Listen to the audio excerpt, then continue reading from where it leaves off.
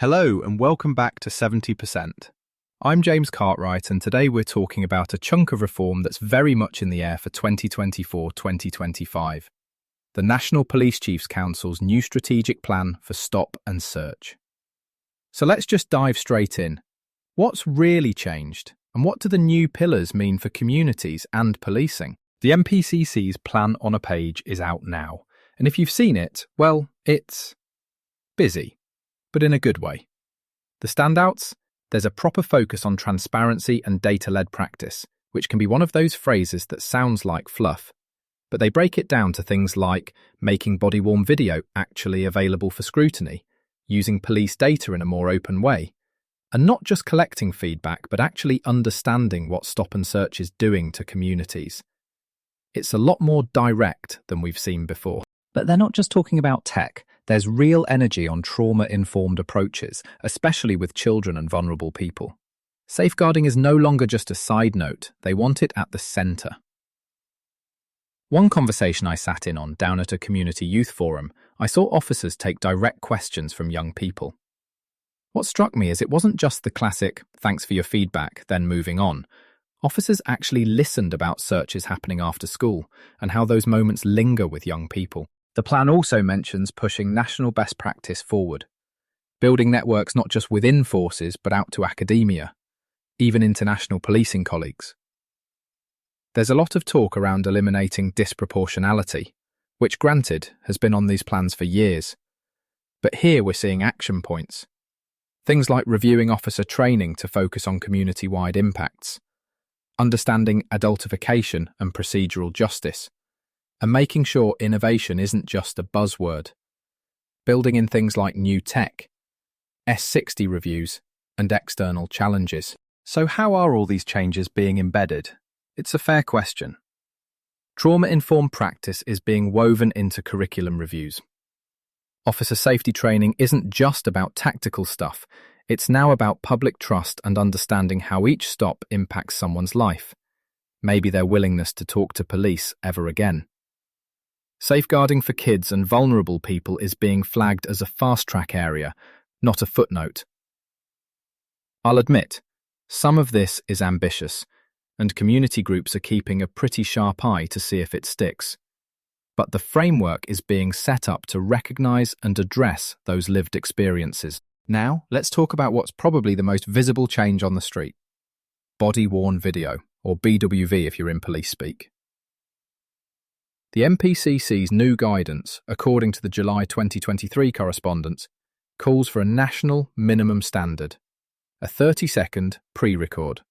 So the camera's rolling before the officer even initiates the stop, capturing the context, what was said, how the interaction kicks off.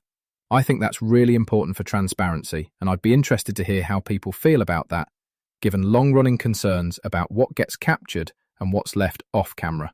The promise here is greater legitimacy. If everyone knows the full context is on tape, it's harder for misunderstandings, or, let's be honest, misconduct, to slip through. According to the NPCC body-worn video lead, this will boost confidence and ensure the use of stop and search powers is fairer and more accountable. The recommendation seems to come right out of reports from the IOPC and the Police Race Action Plan. There's a really interesting case study mentioned in official letters. Scrutiny panels, made up of members of the public, now review real body-worn footage. Police share the video and there's a back and forth about what went right, what went wrong. But there are challenges, of course. Balancing privacy, getting consistent national standards, and ensuring the footage isn't cherry-picked. Some forces are well ahead on this, making footage open for honest debate, while others are still getting the legal and data-sharing frameworks sorted. The idea, though, it's a move toward true external scrutiny, as opposed to just marking your own homework, as one panel member put it to me recently. It's not just about tech for tech's sake. The goal is that BWV footage made routinely available helps everybody, officers, communities, oversight bodies, see the whole picture. We're seeing guidance being developed at a national level, so these standards aren't just recommended, but expected. It'll take time, but it's a shift from the piecemeal adoption we've seen before. So where does all this reform end up? Let's get into the real meat of it.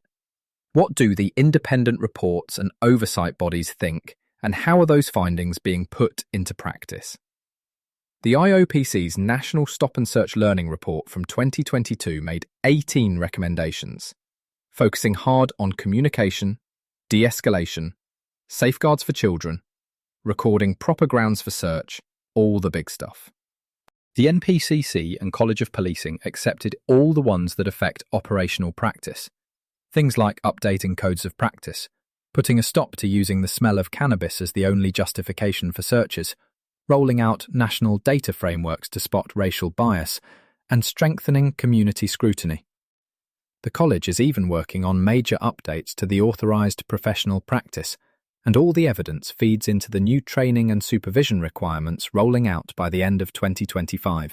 It's all about integrating these lessons, not just ticking off recommendations.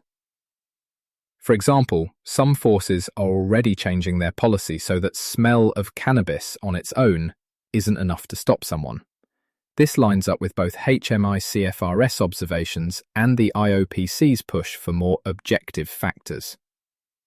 There's also fresh energy going into making racial disproportionality not just a statistic to publish, but something officers confront in their training, supervision, and day-to-day practice. What am I seeing in the field?